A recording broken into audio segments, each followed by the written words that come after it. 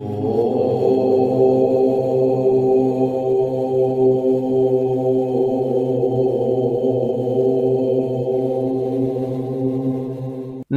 ಪ್ರೀತಿಯ ವೀಕ್ಷಕರೇ, ಜ್ಞಾನ ಬಿಂದುವಿಗೆ ಸ್ವಾಗತ. ತುಂಬಾ ವರ್ಷಗಳ ಹಿಂದೆ ಒಂದೂರಿನಲ್ಲಿ ಒಬ್ಬ ರಾಜನಿದ್ದ. ಆ ರಾಜನು ಆ ರಾಜ್ಯದ ಜನರ ಪಾಲಿಗೆ ದೇವನಾಗಿದ್ದ.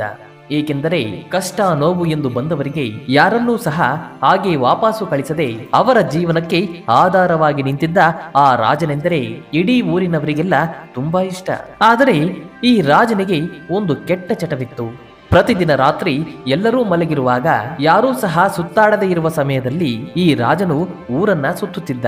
ಆ ರಾಜನು ರಾತ್ರಿಯಲ್ಲಿ ಊರನ್ನ ಏಕೆ ಸುತ್ತುತ್ತಿದ್ದ ಎಂದರೆ, ನಾನು ಇಲ್ಲದೆ ಇರುವಾಗ, ಅಂದರೆ ರಾಜನಾದ ನಾನು ಮಲಗಿರುವಾಗ ರಾತ್ರಿ ಊರಿನಲ್ಲಿ ಯಾವ ಘಟನೆಗಳು ನಡೆಯುತ್ತವೆ, ಯಾವುದಾದರೂ ಅಪರಾಧ ಘಟನೆಗಳು ನಡೆಯುತ್ತವೆಯೇನೋ ಎಂದು ರಾಜನಿಗೆ ಅನುಮಾನವಿತ್ತು. ಆದ್ದರಿಂದ ಆ ರಾಜ ಪ್ರತಿದಿನ 2-3 ಗಂಟೆಗಳ ಕಾಲ ರಾತ್ರಿ ಊರೆಲ್ಲ ಸುತ್ತಾಡುತ್ತಿದ್ದ. ಹೀಗೆ ಒಂದು ದಿನ ಸುತ್ತಾಡುತ್ತಿರುವಾಗ ಆ ಊರಿನಲ್ಲಿ ಒಂದು ದೊಡ್ಡ ಮರವಿತ್ತು. ಆ ಮರದ ಕೆಳಗೆ ಒಬ್ಬ ಭಿಕ್ಷುಕ ಮಲಗಿದ್ದ. ಆ ಭಿಕ್ಷುಕನ ಪರಿಸ್ಥಿತಿ ಕಂಡು ರಾಜನಿಗೆ ಕನಿಕರವಾಗುತ್ತದೆ ಹಾಗೂ ಆಶ್ಚರ್ಯವಾಗುತ್ತದೆ. ಏಕೆಂದರೆ ಅದು ಕೊರೆಯುವ ಚಳಿ. ಅಂತಹ ಚಳಿಯಲ್ಲಿ ಒಬ್ಬ ಮನುಷ್ಯ ಏನೂ ವ್ಯವಸ್ಥೆ ಇಲ್ಲದೆ ಹೊರಗಡೆ ಸುತ್ತಾಡುವುದು ಎಂದರೆ ಅವನ ಸಾವಿಗೆ ಸಮೀಪವಿರುವಂತೆ ಭಾಸವಾಗುತ್ತಿತ್ತು. ಅಂತಹ ಕೊರೆಯುವ ಚಳಿಯಲ್ಲಿ ಆ ಭಿಕ್ಷುಕ ಏನೂ ಬಟ್ಟೆ ಇಲ್ಲದೆ, ಅವನ ಮೇಲೆ ಏನೂ ಸಹ ಒದಿಸಿಕೊಳ್ಳದೆ ಅವನು ಹಾಗೆ ನಡುಗುತ್ತಾ ಮಲಗಿದ್ದ. ಅವನ ಮೈ ನಡುಗುತ್ತಿರುವುದನ್ನು ನೋಡಿ ರಾಜನು ಆತನ ಬಳಿ ಹೋಗುತ್ತಾನೆ. ಹೋಗಿ ಆ ಭಿಕ್ಷುಕನನ್ನ ಈ ರೀತಿ ಕೇಳುತ್ತಾನೆ, ಏನಪ್ಪ, ಇಷ್ಟೊಂದು ಕೊರೆಯುವ ಚಳಿಯಲ್ಲಿ ಮಲಗಿದ್ದೀಯಾ? ಯಾರ ಸಹಾಯವೂ ಇಲ್ಲದೆ ಇಲ್ಲಿ ಏಕೆ ಮಲಗಿರುವೆ ಎಂದು ರಾಜ ಕೇಳುತ್ತಾನೆ. ಆಗ ಆ ಭಿಕ್ಷುಕ, ಏನು ಮಾಡಲಿ ಪ್ರಭು, ನನ್ನ ಪರಿಸ್ಥಿತಿಯೇ ಹೀಗೆ. ನನಗೆ ಒದ್ದಿಕೊಳ್ಳಲು ಒಂದು ಕಂಬಳಿ ಸಹ ಇಲ್ಲ. ಏನೂ ಇಲ್ಲದೆ ಇರುವಾಗ ಏನು ಮಾಡಲು ಸಾಧ್ಯ ಎಂದು ರಾಜನಿಗೆ ಹೇಳುತ್ತಾನೆ. ಆಗ ರಾಜನಿಗೆ ಭಿಕ್ಷುಕನ ಮೇಲೆ ಕನಿಕರ ಉಂಟಾಗಿ ರಾಜ ಭಿಕ್ಷುಕನಿಗೆ ಈ ಮಾತನ್ನು ಹೇಳುತ್ತಾನೆ, ನೀವು ಇಲ್ಲೇ ಇರಿ, ನಾನು ನಮ್ಮ ಸೈನಿಕರಿಗೆ ಹೇಳಿ ನಿಮಗೆ ಒಂದು ಕಂಬಳಿಯನ್ನ ಕಳಿಸುತ್ತೇನೆ ಎಂದು ರಾಜ ಈ ರೀತಿ ಹೇಳಿ ಅಲ್ಲಿಂದ ಹೊರಟು ಹೋಗುತ್ತಾನೆ. ರಾಜ ಹೊರಟು ಹೋದ ನಂತರ ಆ ಭಿಕ್ಷುಕನ ಮನಸ್ಸಲ್ಲಿ ಏನೋ ಒಂದು ರೀತಿಯ ಉತ್ಸಾಹ, ಸಂತೋಷ, ಆನಂದ. ಇನ್ನೇನು ಕೆಲವೇ ನಿಮಿಷಗಳಲ್ಲಿ ರಾಜ ನನಗೆ ಕಂಬಳಿಯನ್ನ ಕಳಿಸುತ್ತಾನೆ ಎಂದು ಆ ಭಿಕ್ಷುಕ ತುಂಬಾ ಸಂತೋಷವನ್ನು ಪಡುತ್ತಾನೆ. ಆದರೆ ಅಲ್ಲಿ ನಡೆದದ್ದೇ ಬೇರೆ.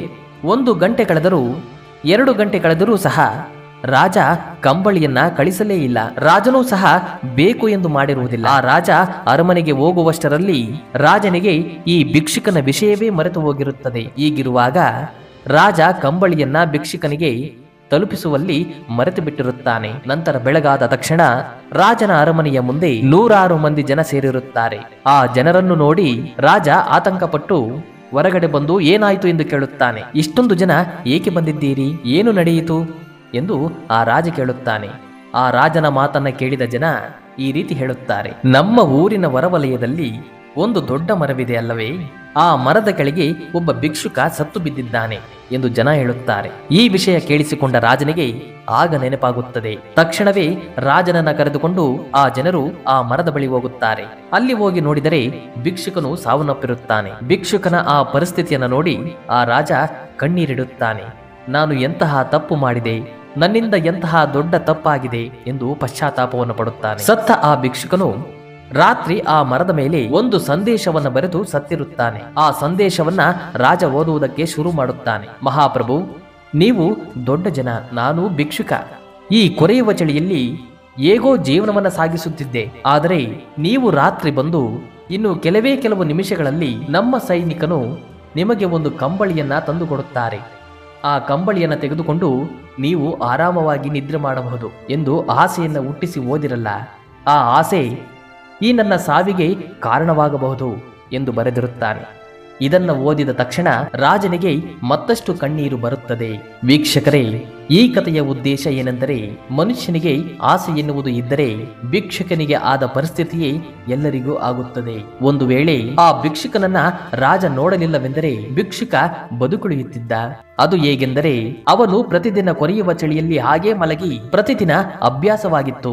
ಯಾವಾಗ ಕಂಬಳಿ ಬರುತ್ತದೆ ಎನ್ನುವ ಆಸೆ ಮನಸ್ಸಿನಲ್ಲಿ ಬಂದಿತೋ ಆಗಲೇ ಅವನ ಸಾವು ಸಮೀಪಿಸಿತು. ಮನುಷ್ಯ ಎಂದೇ ಆಗಲಿ ನಿಸ್ವಾರ್ಥಿಯಾಗಿರಬೇಕು. ಅವನ ಮನಸ್ಸಿನಲ್ಲಿ ನಾನು ಈ ಕೆಲಸ ಮಾಡುತ್ತೇನೋ ಇಲ್ಲವೋ ಎಂದು ಎಂದು ತಿಳಿಯುವ ಬದಲು ಈ ಕೆಲಸ ನನ್ನಿಂದ ಆಗುತ್ತದೆ ಎಂದು ತಿಳಿದುಕೊಳ್ಳಬೇಕು.